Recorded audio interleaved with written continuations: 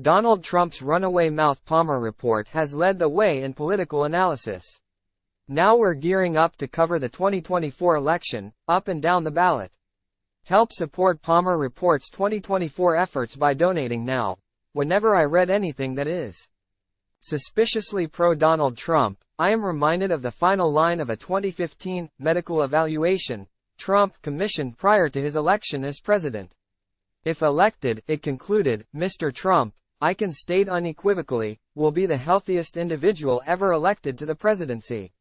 This evaluation was made by Dr. Harold Bornstein, a gastroenterologist from Lenox Hospital in New York. Time equals 400 ms. Greater than. If the final line seems a bit inelegant and heavy, it sounds at first a little like a contrived first draft written by Yoda. It can be explained by the fact that the good doctor later confessed that the whole evaluation was dictated verbatim to him by Trump himself.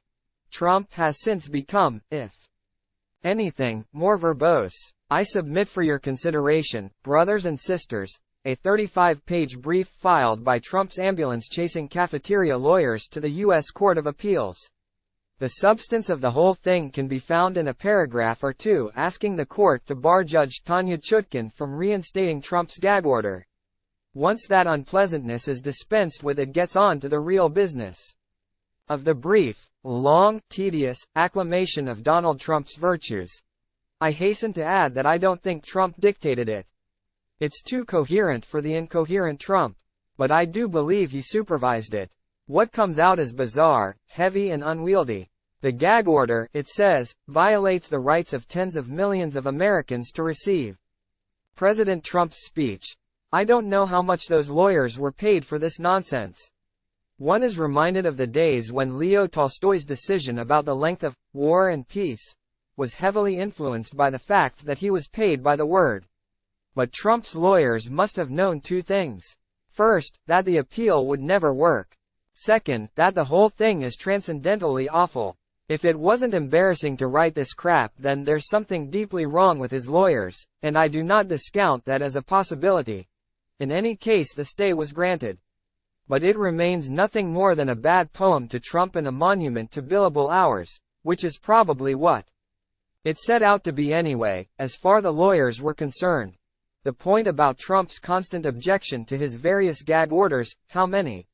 I'm losing track of them, is that he wants to go right on threatening witnesses, disparaging judges and attorneys general, doxing court clerks, and generally menacing anyone who dares to bring any charges against his magnificent self.